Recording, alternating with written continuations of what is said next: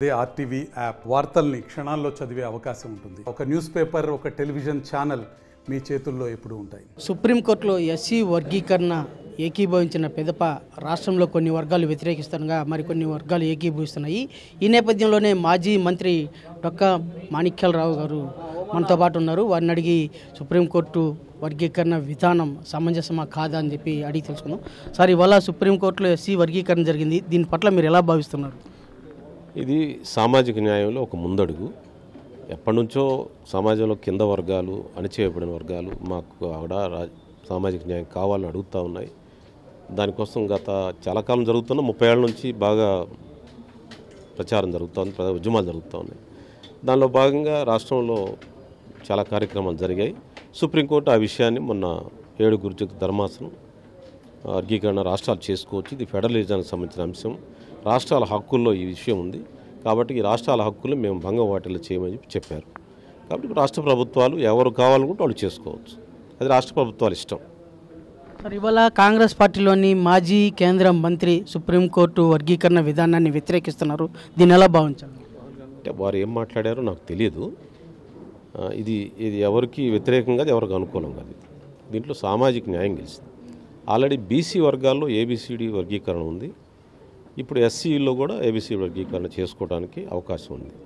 దీనివల్ల ఏ కులానికి తగిన ప్రాధాన్యత దక్కుతుంది. మన రాష్ట్రంలో, ఆంధ్రప్రదేశ్ రాష్ట్రంలో మాల సోదరులు ఎక్కువ కాబట్టి వాళ్ళకి ఎక్కువ వస్తాయి. గతంలో ఏం జరిగింది, ఎవరికి ఎక్కువ వచ్చాయనే దాని గురించి మేమేం మాట్లాడలేదు, దాని గురించి ప్రశ్నించట్లేదు. ఈరోజు జనాభా లెక్కల ప్రకారం ఈరోజు మాల సోదరులు ఎక్కువ ఉన్నారు, వాళ్ళకే ఎక్కువ వస్తున్నాయి, వాళ్ళకి ఇవ్వాలని కూడా మేము డిమాండ్ చేస్తున్నాం. మా జనాభా ప్రాతిపదిక మీద మాదిగలకు కూడా ఇవ్వాలనేది మా రిక్వెస్ట్. అది ఆయన మరి ఏ అర్థంలో అన్నాడో నాకు తెలియదు. ఇలా జరగటం అనేది సామాజిక న్యాయంలో ఒక ముందడుగు. అట్లా అందరికీ రీచ్ అవ్వాలనేది అది అంబేద్కర్ స్ఫూర్తి. కాబట్టి మేము అందుకని అంబేద్కర్ స్ఫూర్తితో మేము పనిచేస్తున్నాం. గత ముఖ్యమంత్రి అంటే ఇప్పుడున్నటువంటి ప్రతిపక్ష నేత ఎస్సీ వర్గీకరణ విధానం పట్ల తమ అంటే అణచివేత ధోరణికి పాల్పడ్డారు అని చెప్పి ఆరోపణలు వస్తున్నాయి. ఎంతవరకు నిజం అండి? అంటే జగన్మోహన్ రెడ్డి నేను కూడా దగ్గరుండి చూశాను. నేను వాళ్ళ నాన్నగారు తెలుసు, నేను వాళ్ళ నాన్నగారి క్యాబినెట్లో ఉన్నాను, నేను రాజశేఖర రెడ్డి క్యాబినెట్లో.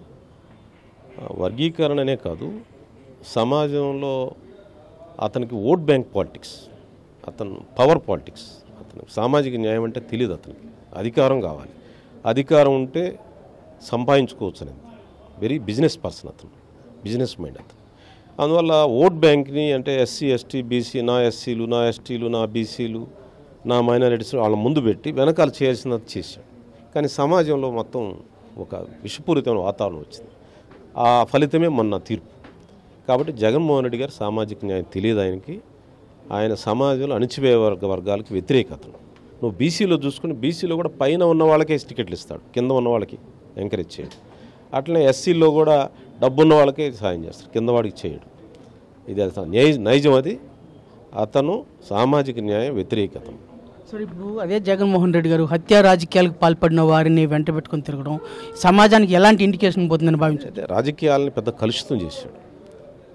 కబ్జా కోర్లు, కూనీ కోర్లు, పుండాకోర్లు, ముండాకోర్లని అంటే ఉమెనైజర్స్ని, నోటు దురుసు సాడీలు చెప్పేవాళ్ళని, కబ్జాలు చేసేవాళ్ళని, కూనీలు చేసేవాళ్ళని, వాళ్ళని పక్కన పెట్టుకుని రాజకీయాలు చేస్తూ ఉన్నాడు.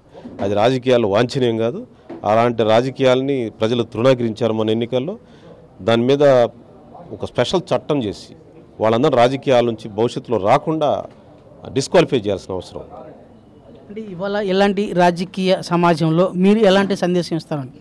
మీకు ఒక ఎగ్జాంపుల్, ఒక వ్యక్తిని, ఒక ఎస్సీ వ్యక్తిని, కారు డ్రైవర్ని చంపి వాళ్ళ ఇంటి దగ్గర డెలివరీ చేసి నేనే చంపానమ్మా, కొట్టి చంపేశాను, మీరు సమాధి చేసుకోండి అంటే అతను బహిరంగం ఒప్పుకుంటే అతన్ని ఆ పక్కన పెట్టుకొని తిరుగుతున్నా అంటే జగన్మోహన్ రెడ్డి ఏ సందేశం ఇస్తున్నట్టు?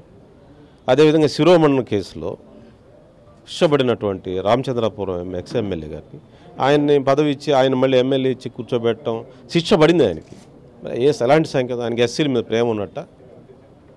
ఇదంతా మోసం. సామాజిక న్యాయ వ్యతిరేకతను జగన్మోహన్ రెడ్డి రాజకీయాల్లో ఇలాంటి దుష్ఫలితాలు ఉన్న వాళ్ళని పక్కన పెట్టాలి, దూరంగా పెట్టాలి. దాన్ని ప్రజలు చైతన్యవంతంగా ముందుకు వెళ్లాల్సిన అవసరం. రాష్ట్రంలో ప్రజా చైతన్యంతోనే హత్యా రాజకీయాలకు పాల్పడిన వారికి స్వస్తి చెప్పే అవకాశం ఉంటుందని చెప్పి ఆ దిశగా ప్రజల్లో అవగాహన కల్పించాల్సిన అవసరం ఉందని చెప్పేసి మాణిక్యాలరావు గారు సూచించారు. వీడియో జర్నలిస్ట్ మణి త్వరవి RTV తిరుపతి. మరిన్ని వీడియోస్ కోసం ఛానల్ ని సబ్స్క్రైబ్ చేయండి. లేటెస్ట్ అప్డేట్స్ కోసం వాట్సాప్ ఛానల్ ని ఫాలో చేయండి. అండ్ లింక్ డిస్క్రిప్షన్ లో ఉంది.